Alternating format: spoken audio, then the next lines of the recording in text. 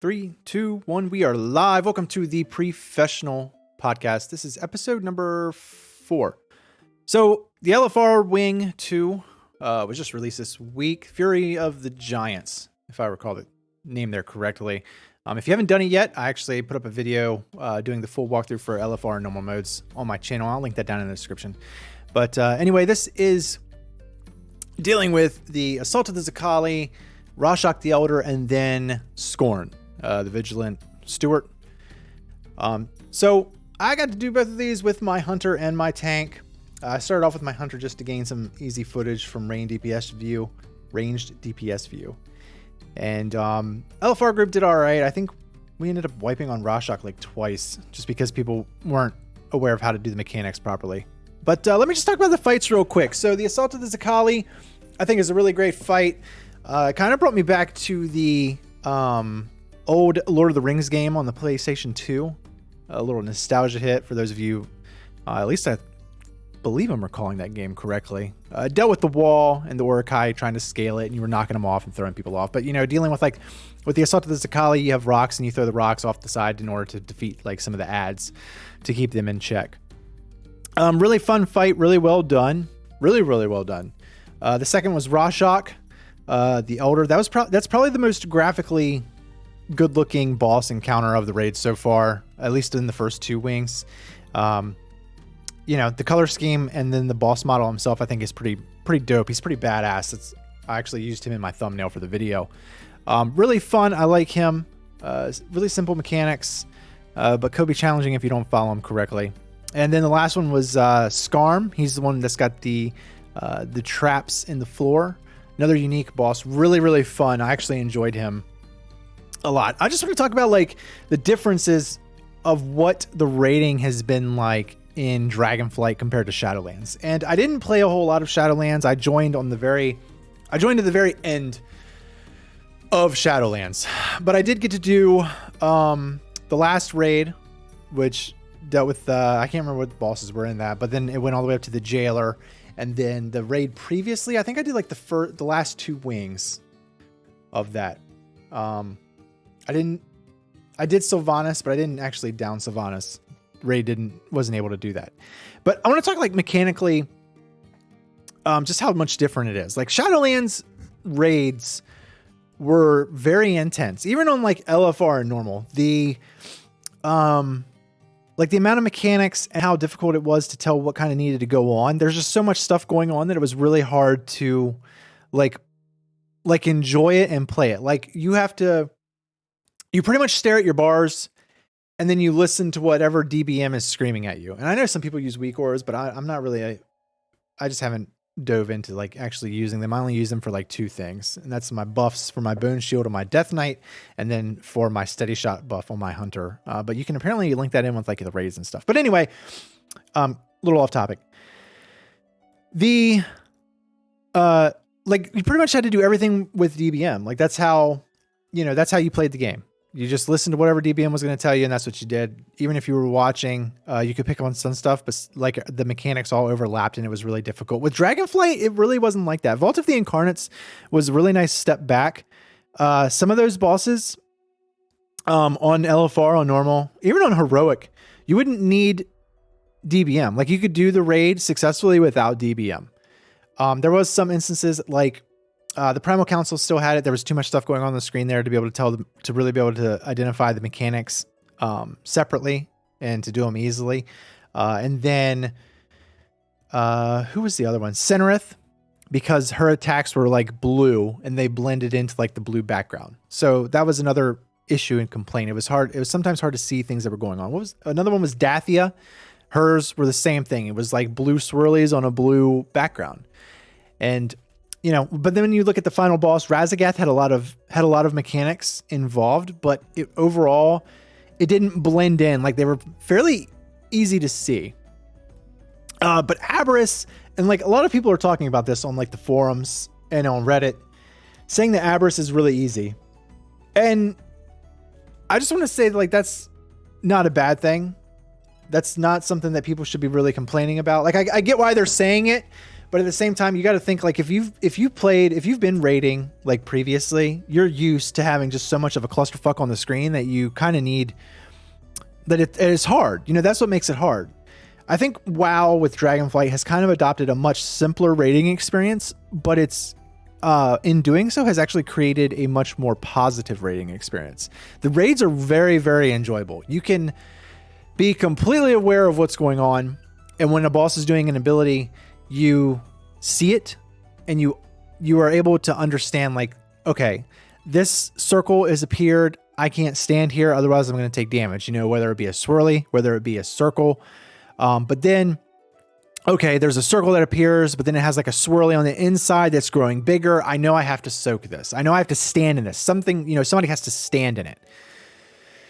And I think it's really advertised well. You know, I think like Kazara is a good example of that. I think the Amalgamation Chamber is actually a really great example of that. You know, because of the shadow strikes or the shadow attacks, and then you have like the meteor, and it's like, you know, it's very easy to distinguish which one is which. And honestly, with Aberrus, I think on LFR and normal difficulty, you really don't need DBM. You know, maybe depending on your role, maybe as a healer, it helps a little bit just to help keep you aware.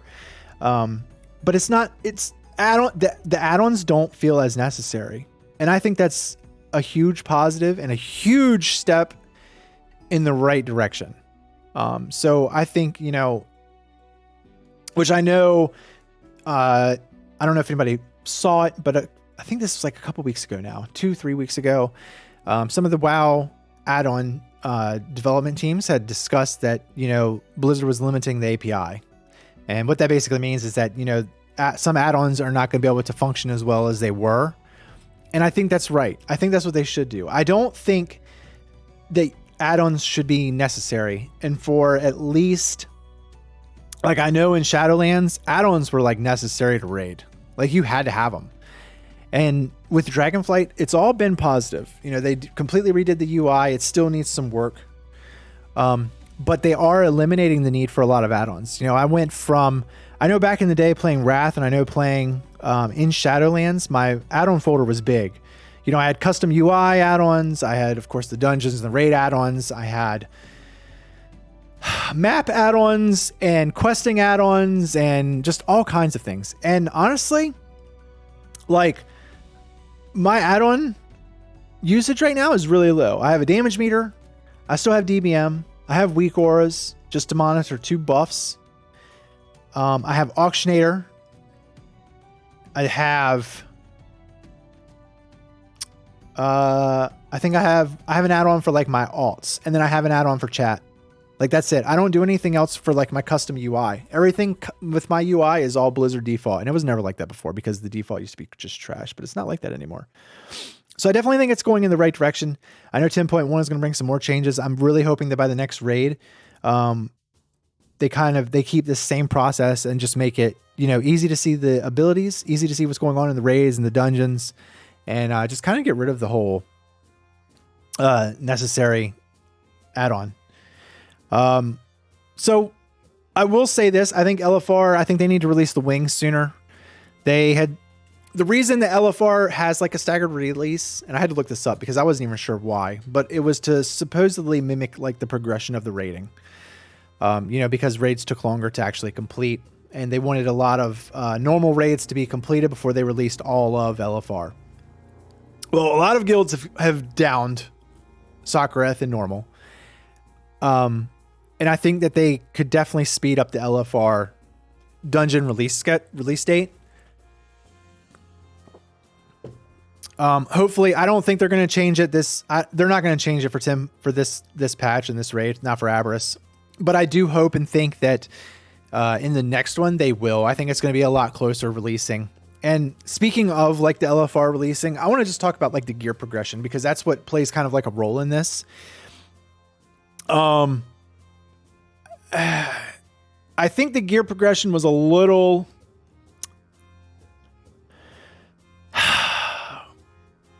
I think they put in too much catch-up stuff, you know, and that's so weird to say, but because of the Forbidden Reach and then the caverns, people were like well over 400. I think people were at least at 400 item level. At least at 400 item level when the new raid came out. And 400 is kind of, I mean, I did it on my hunter. My hunter, where I stopped playing him, he was like 397, 398, I think, when I jumped into the raid. Now he's like 404 or something, I think, because I had really good drop luck. But the DPS is just not scaling correctly with LFR. Everybody's kind of over geared. So I think they kind of overdid it with the gear catch-up mechanics. Not a bad thing, but I do think LFR needed to be tuned a little bit higher. I think normal needed to be tuned a little bit higher.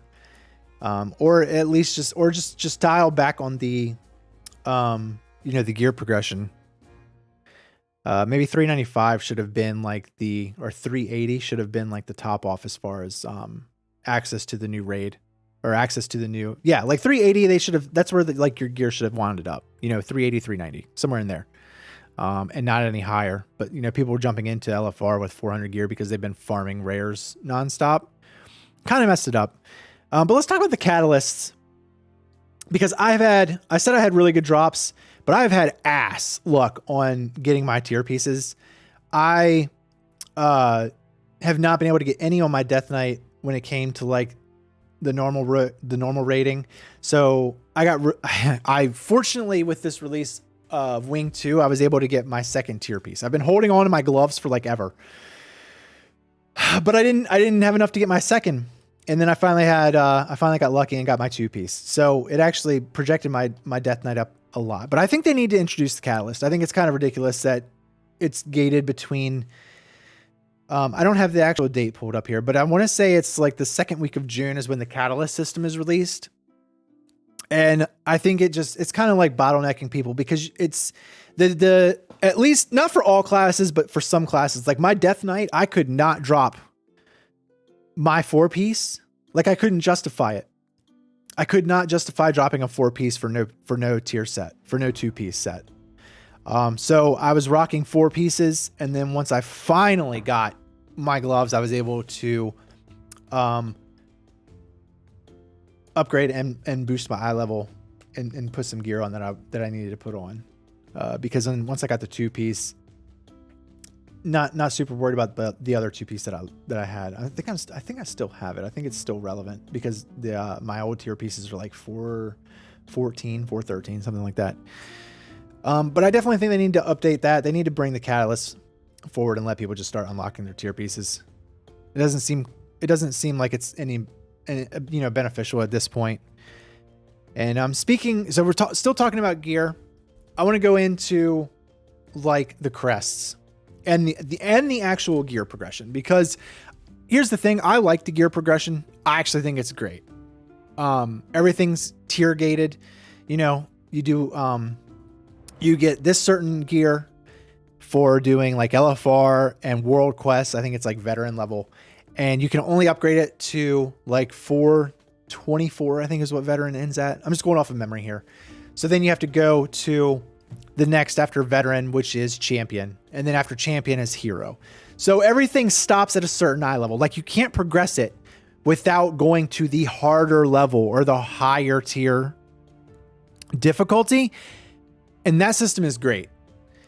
The system that I don't like with that is the crests. And personally, I wouldn't say that I have an overabundance of crests. I don't have as many Drake crests as I would like for whatever reason. And I'm struggling to keep my flight stones, but that's just because I don't do a lot of world content. Like I do the bare minimum when it comes to like dailies and weeklies and stuff. I do the very bare minimum, but the Whelping's crests, I have a lot, and they're just in my inventory taking up space, and it's really annoying. So I've seen some people like try to throw out some ideas of what they think they should do with the crests. And my personal opinion on the crests is they should be 2 options. A, you can trade them in for flight stones, or you can trade them in for gold if you want, or you can just make them all account bound. Like make all of the crests, make all the flight stones account bound. I don't understand why they aren't. That would solve a lot of the bloat and like just empty bag space. Cause I don't know what you guys are doing with your Whelping Crest. What are you like if you have an absurd abundance with it, because like I don't have any gear that upgrades with it anymore. So all the Whelping Crests that I get are just sitting in my inventory, taking up bag slots. You know, none of my gear can use it. Everything's over it. So I'm only using Drake, and then I'm using the Worm Crests. Like that's all I'm currently using. So what are you doing with them all? Like they're just sitting. But you know who could use my Whelping Crests? My Hunter.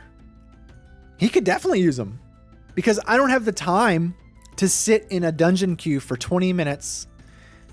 Or, you know, I don't have the time to sit for 15, 20 minutes trying to get into a mythic group. Honestly, it's just not even that enjoyable for me. I don't really enjoy mythics on my Hunter for whatever reason. And the rating is fun, but that's gatekeeped, you know. So eye levels and things like that doesn't matter. Just let them. I don't understand it. Like throw it all to your alt. Like why can't we throw it all to our alts? My Hunter could definitely use it. I could put him in the same, like if I am a Mythic 15 player, right? Obviously I know what I'm doing. So why can't I help gear my alt with that same stuff? That way I can, when I switch to my alt, I'm still able to go in and jump into like a 15. You know, I understand the mechanics. I understand how to play, obviously, because I'm already there. So why can't I just go ahead and help gear up my alt, as opposed to having to get on my alt and have to try to farm because of, you know, the limited availability that it is. It's very hard to get into a mythic group as a DPS.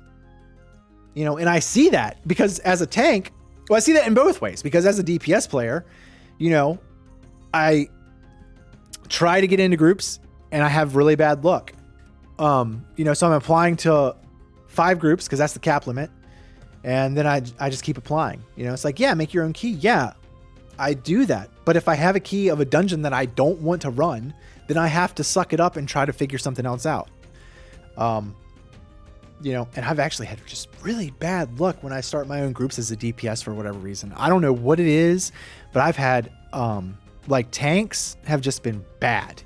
They've been bad. And I'm not toxic, but I'll try to make suggestions and then people just leave. And it's really annoying. But, you know, when I say that as my main is a tank, so it's not like I'm just speaking out of my ass as like a, you know, as like a salty, toxic DPS player. I'm like, dude, no, I tank this on plus 14s. Like I know what I'm talking about. This is an 8, like chill. It's not serious. It's not that difficult. But you know, that I think is something that I really hope they do try to bring into the next WoW patch, or at least in the next expansion. I really hope they introduce it as this patch goes on. I think they will, because they're going to see the amount of bloat. They're going to, you know, people are going to have multiple crests in their bags and they can't do anything with it. And it's going to be like, hey, you know, guys, we have all this shit. We need something to do. So at some point it's going to hit a limit. Probably in the next raid, honestly. When the next raid is released, that's when they're going to change the system, and I hope so. But, yeah, I mean, I definitely think it all has to be account bound. So one of the last things I want to talk about, I don't think I have anything else I really want to talk about on that. Pretty much said my piece. Crests, flight stones, they should all be account bound. It doesn't make any sense for it not to be. Oh, yeah. So Blizzard announced they are going to be doing official hardcore servers. If you don't know what a hardcore server is, people are playing classic WoW and they're doing a hardcore mode. And what hardcore mode is basically if you die, you die. Like that's it. You have an add-on for hardcore. It keeps track of everything. As soon as you die, it actually broadcasts a message out to like the server and says, hey, homeboy's dead. So if you see him running around later, you're like, bro, you're an outcast. But once you die, you die. You delete your character or you leave him as a ghost. And it's been hugely popular. It's created a lot of videos, a lot of funny videos, people dying for just stupid reasons, doing stupid stuff. Falling is one of the best things. You know, level 50 and you're almost level 60 and you reach level 50 and then you miss a jump and you fall to your death. It's like, fuck. But, you know, seeing people like struggle, you know, they're fighting a mob and it's like getting close and all of a sudden another one aggroes and it's like, oh, fuck, I gotta run.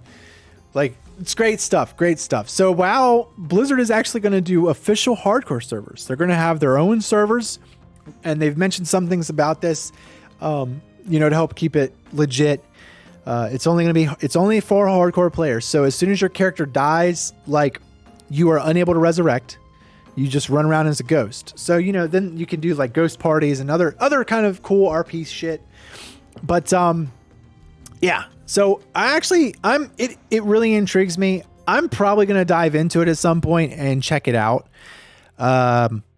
Because it does interest me. I just think it's such a cool concept of, you know, you have to be really, really careful. And, you know, obviously some classes at that are better than others. Like hunters, for instance, have a huge advantage. I think paladins have a huge advantage because of healing and bubbles. Warlocks. But, you know, it's great content. It's actually a lot of fun. It's really interesting. And it brings life back to it's kind of nostalgic in a way. So when they come out with the official hardcore servers, I'm going to try them out. I'm going to play it some. I don't know how much I'm going to invest into it because I'm really just liking retail WoW. You know, not saying it doesn't have its own faults, but, you know, it's that WoW is in a great place in my opinion. And I think even for a casual player, it's in a really great place.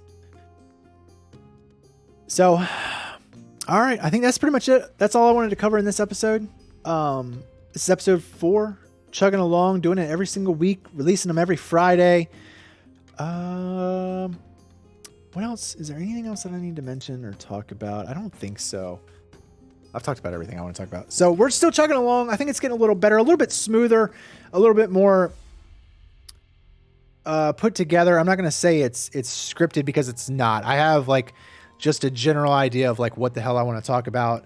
I'll just show you like kind of what I look at here. This is kind of what I do. I just jot down what I want for the episode, kind of like a general idea, and then I just rant and talk about what it is from memory.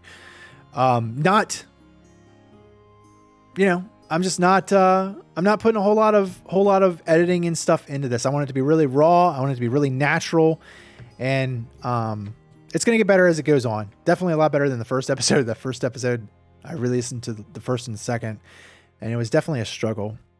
So I don't know.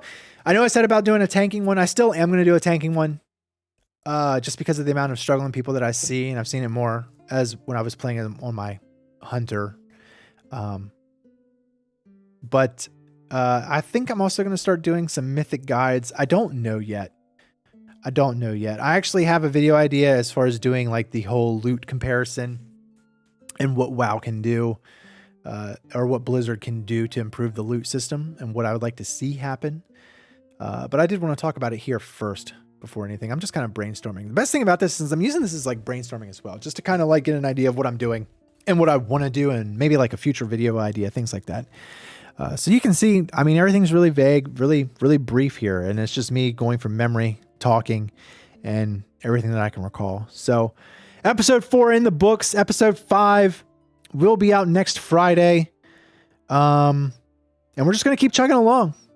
I'm going to throw out some shorts this week, this weekend, and this week coming. I don't know what my next long form video is going to be. I'm still kind of in the works on that as well. So yeah, that's it. Appreciate it. If you guys check out the channel, like I said, I have the new Aberrus Wing 2 raid video on the channel. It's doing really, really well. I put a lot of work into it. Good feedback on it so far. So if you haven't seen the raid yet, you want to see the raid, jump into it, check it out. And if you want some guidance on how to do the raid, my guides are the place to be. I cover all the abilities. I cover the mechanics, and then I cover what roles you are supposed to do. Like, so if you're the tank, when you taunt, where you move the boss. If you're a DPS, what you should be looking for. If you're a healer, when you need to save your cooldowns. Like, I cover it all. So definitely feel free to check it out. It's good stuff. And I'm not just saying that because it's mine. It really is. It's helpful. This is how I learn. This is actually how I get through the raids. It helps me master the raid just by typing everything out, writing it all up, and doing videos on it, breaking it down. So, all right. That's a wrap. I'll see you in the next one.